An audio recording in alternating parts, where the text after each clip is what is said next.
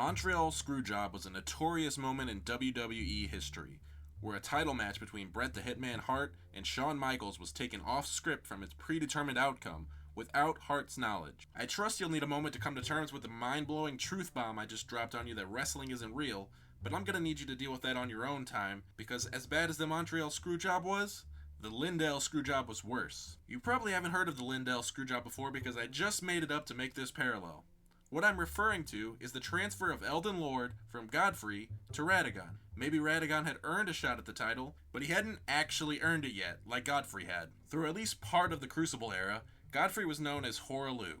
Where the Erdtree era was considered a time of order, this was a wilder time. I like to think he was just running around, wrestling bears and raiding with his buddies out of the real Round Table Hold until America found him and asked him to be her consort. A pretty good choice, really, because he's basically Andre the Blacksmith with a better beard and the ability to give you uppies. She probably said, "I want you to be my Elden Lord, but you gotta stop punching animals. People are talking." So he punched one more animal, Sarash, the Beast Regent, and had him bite him to suppress his bloodlust. A little Greek yogurt and berries at night works for me personally.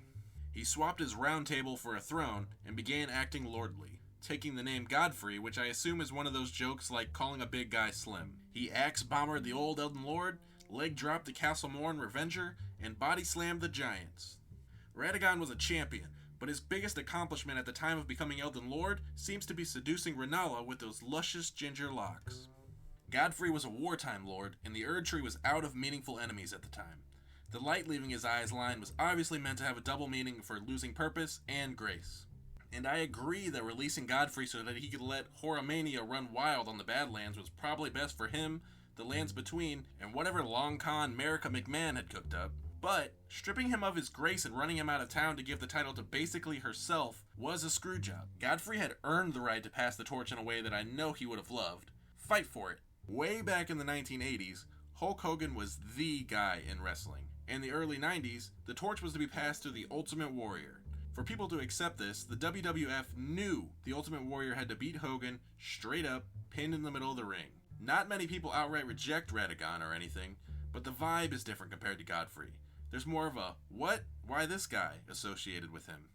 Fighting Godfrey for the throne would have added to his legitimacy, and would have added more precedence for the succession of Elden Lord under the Erdtree. Maybe it could have prevented the boar on the floor type fight between the kids after the shattering.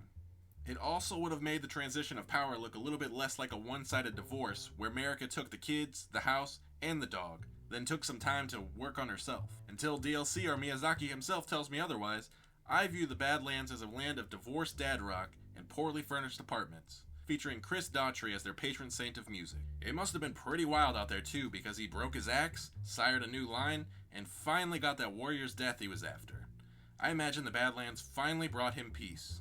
But then his ex sent him a "you up" text. I really wish that his grace would have minded its own business when we show up at the Erdtree as he finds his dead son.